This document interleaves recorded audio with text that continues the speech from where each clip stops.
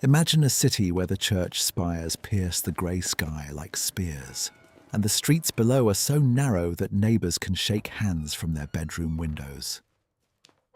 This is York in the 1500s, a place of immense power, holy rebellion and unholy stench, where a single decision by a king in London could leave bodies hanging from the tower walls. To truly understand life in the 1500s, you have to strip away the romantic image of merry old England and step into the mud.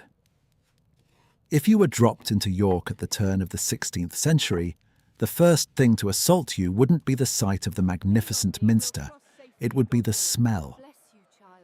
York was the capital of the north, the second most important city in the kingdom.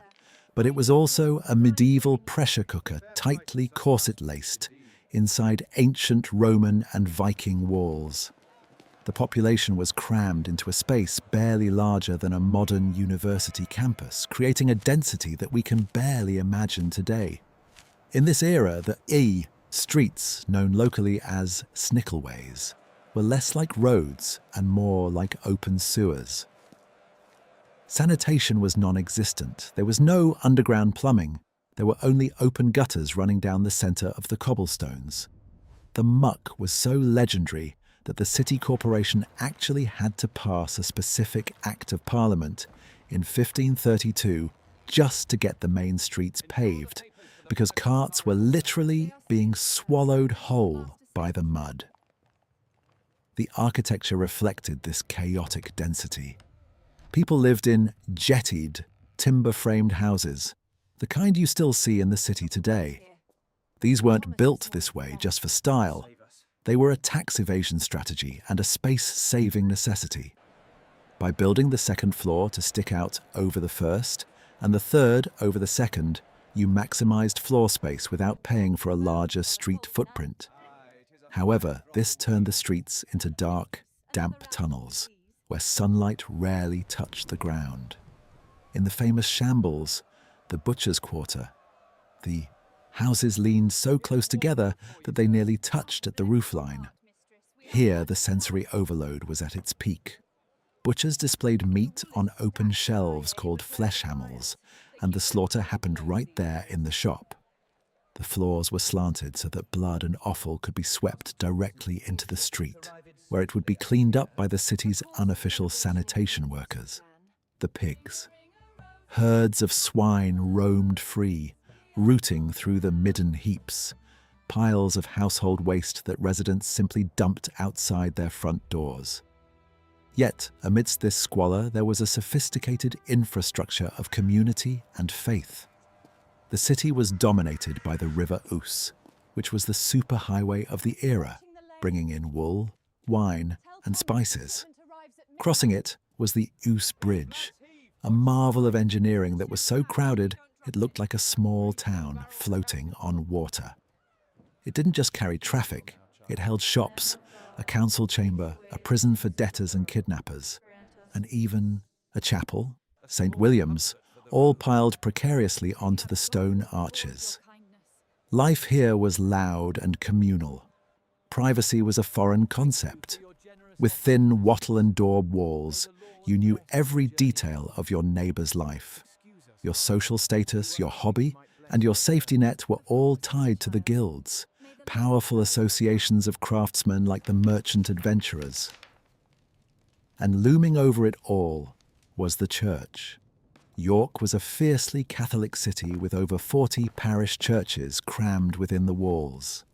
The bells rang constantly, marking the hours, the masses, and the curfews. This religious devotion was the glue that held the filthy, vibrant city together. But, as the 1530s approached, that same devotion was about to trigger the most violent and defining event in the city's history.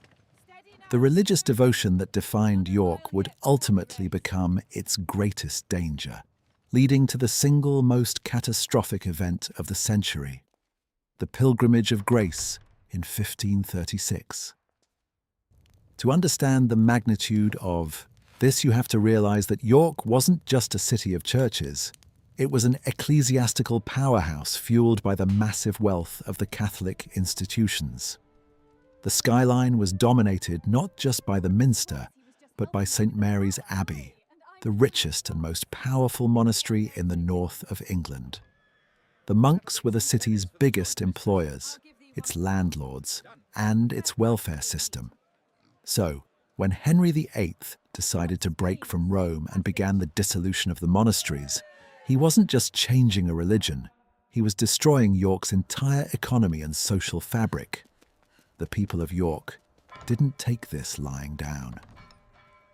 In October 1536, a lawyer named Robert Aske led a massive uprising. This wasn't a mob of peasants with pitchforks.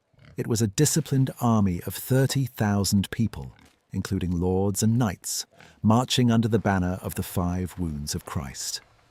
They didn't have to siege York. The city threw open its gates and welcomed them. For a brief, intoxicating moment, York was the capital of a free Catholic North, standing in open defiance of the Tudor king in London. But the hope was short-lived, and the retribution was brutal. Henry VIII played a cunning game, promising pardons and a parliament in York to disperse the rebel army, only to turn around and crush them once they had gone home. The crackdown changed the atmosphere of the city from one of pious celebration to paranoid fear. Robert Aske, the leader who had been welcomed as a hero, was dragged back to York in chains. On a sweltering day in July 1537, he was brought to Clifford's Tower, the castle keep that still stands today, and hung in chains from the walls. Unlike a standard hanging, this was a slow, agonizing death meant to send a message to every citizen watching below. The North had been broken. The king didn't stop at executions. He proceeded to physically dismantle the city's infrastructure. The great St. Mary's Abbey was seized, its roof stripped of lead, and its stone quarried to build administrative offices. The library, filled with centuries of knowledge, was destroyed, and the monks were cast out into the streets. This period marked a grim transition for the city. With the monasteries gone, the safety net for the poor collapsed, leading to a surge in vagrancy and desperate poverty that the city guilds couldn't handle. The vibe of the streets shifted from the bustle of pilgrims to the rigid control of bureaucrats. To ensure York never rebelled again, Henry established the Council of the North. They took over the abbot's house, now known as the King's Manor, and turned York into a government town. The city became the administrative headquarters for the entire north of England. While this brought a different kind of prestige and an influx of lawyers and officials, the soul of the medieval city had been ripped out. The grand processions of the mystery plays were suppressed because they were seen as too Catholic, and the colourful, chaotic, holy city began to turn grey. The 1500s in York started with the ringing of bells and the chanting of monks, but the middle of the century was defined by the sound of falling masonry and the silence of a population terrified to speak against the king. As the 1500s drew to a close under the reign of Elizabeth I, York had transformed from a loud, open religious carnival into a city of secrets and spies.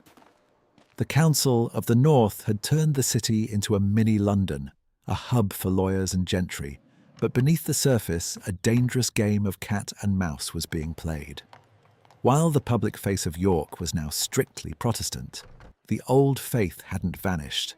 It had just gone underground. This era gave birth to one of York's most harrowing stories, that of Margaret Clitherow, the Pearl of York. A butcher's wife living on the Shambles, she secretly hid Catholic priests in a purpose-built chamber in her attic.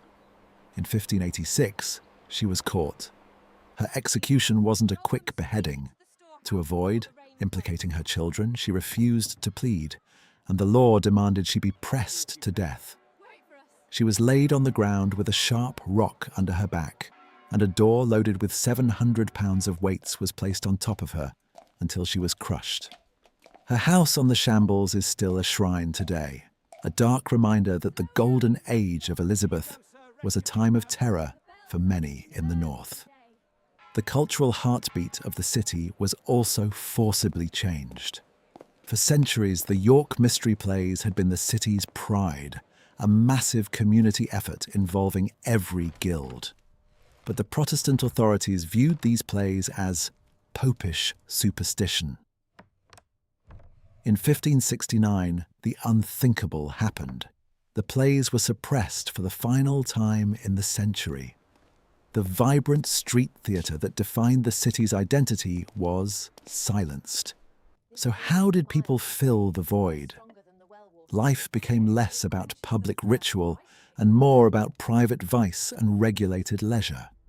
The alehouses were booming. Drinking remained the favourite pastime of all classes, largely because small beer was safer than water. For the wealthy merchants dining in the magnificent Merchant Adventurers' Hall, life was good. They feasted on roasted peacock and imported wines. For the poor, entertainment was brutal. Bear baiting and cockfighting were hugely popular blood sports, often held near the castle, drawing crowds to gamble on the violence. The infrastructure, meanwhile, faced the wrath of nature. In 1564, a catastrophic winter flood surged down the River Ouse. The ice and water smashed into the famous Ouse Bridge, sweeping away the central 2 arches along with 12 houses and killing 12 people. It severed the city in 2. Rebuilding it took years and nearly bankrupted the corporation, forcing them to beg for money from across the country.